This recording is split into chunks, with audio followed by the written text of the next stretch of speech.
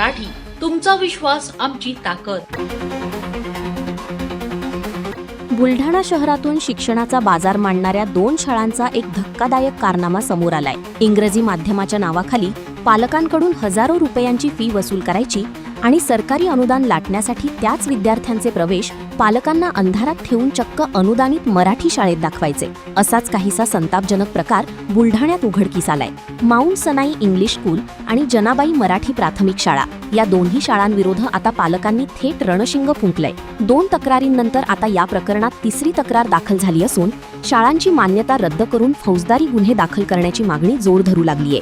बुलढाण्यातील मिर्झानगर भागात असलेल्या माउंट सनाई English school आणि जनाबाई मराठी प्राथमिक शाळा या दोन्ही शाळा सध्या चांगल्याच वादाच्या भोवऱ्यात सापडल्या आहेत। वरून पाहिलं तर या दोन्ही शाळा वेगवेगळ्या दिसतात, पण आतून या दोन्ही शाळा एकाच छताखाली असल्याचं समोर आलंय। शासनाचे 100% अनुदान लाटण्याच्या हव्यासापोटी या शिक्षण सम्राटांनी निष्पाप विद्यार्थ्यांचे भविष्य अंधारात ढकलले आहे। पालकांकडून इंग्रजी माध्यमाची फी, स्कूल ड्रेस आणि पाठ्यपुस्तकांचे हजारो रुपये उकळले गेले। मात्र प्रत्यक्षात पालकांच्या विनापरवानगी शेकडो विद्यार्थ्यांचे प्रवेश चक्क मराठी माध्यमाच्या जनाबाई प्राथमिक शाळेत दाखवण्यात आले। या फसवणुकीची कुणकुण लागताच 2 दिवसांपूर्वी जोहरनगर येथील रहिवासी मोहम्मद अन्सार शेख अनवर आणि मोईन बेग यांनी प्राथमिक शिक्षणाधिकाऱ्यांकडे तक्रार नोंदवून शाळांवर गुन्हे दाखल करण्याची मागणी केली होती। हा वाद ताजा असतानाच आता या प्रकरणात 3री तक्रार दाखल झाली आहे। रायपूर येथील मोहम्मद तहसीन जावेद अहमद सौदागर यांनीही प्राथमिक शिक्षणाधिकाऱ्यांकडे धाव घेत आपली फसवणूक झाल्याचे सांगितले आहे। त्यांचा मुलगा मोहम्मद अली जोहान हा इंग्रजी शाळेत शिकत असताना त्याचे नाव चक्क मराठी माध्यमाच्या शाळेत दाखवण्यात आले आहे।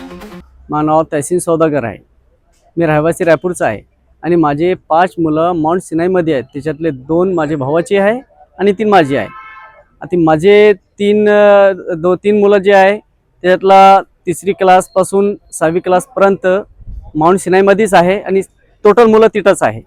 आता आमच्या कानावर असं आला का त्याच्यातले काही मुलाचे नाव मराठी शाळामध्ये दाखल झालेलं आहे किंवा दाखला निघून आला आहे। तर आम्ही त्याची चौकशी केली, तर त्या संदर्भात आम्ही चौकशी जेव्हा केली आणि आम्ही पाहिला का आमच्या मुलाचं नाव पण जनाबाईमध्ये निघत आहे। आणि आता असा झालेला आहे का आम्ही 3 वर्षापासून माउंट सिनाईची फी भरू राहिले, त्यांचे ठेले पुस्तकं आणि त्यांचे ड्रेस वगैरे आणि जायची फी वगैरे सगळी आम्ही त्यांना देऊ राहिले। मग हे का आम्ही आता आज जिल्हा परिषदमध्ये येऊन सनी त्यांच्या नावाची तक्रार दिली आहे। आमचा असा म्हणणं आहे का त्यांच्यावर कडक कारवाई होऊन आणि त्यांची मान्यता रद्द होऊ। आणि माझी फसवणूक झालेली आहे। माझी फसवणूक अशी झालेली आहे का माझा न विचारता मला त्या मुलाचं नाव जनाबाईमध्ये टाकलेलं आहे। माझी काय परमिशन वगैरे काय घेतलेली नाही आहे। कोणत्या माध्यमामध्ये होता? माझा इंग्लिश माध्यममध्ये होता तिथं माउंट सिनाईमध्ये, आणि आता त्यांना न विचारता मला त्याचा जनाबाईमध्ये निघून आला। एकाच छताखाली सुरू असलेल्या या 2 शाळांनी केवळ पालकांचाच विश्वासघात केला नाही, तर शासनाचीही फसवणूक करण्याचा मोठा कट रचला होता। आता एका पाठोपाठ एक तक्रारी समोर येत असल्याने शिक्षण विभाग या शिक्षण सम्राटांवर काय कारवाई करणार? पोलीस या प्रकरणी फसवणुकीचा गुन्हा दाखल करणार का?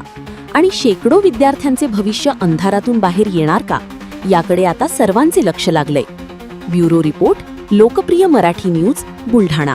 अशाच ताज्या आणि वेगळ्या घडामोडींसाठी पाहत रहा लोकप्रिय मराठी न्यूज।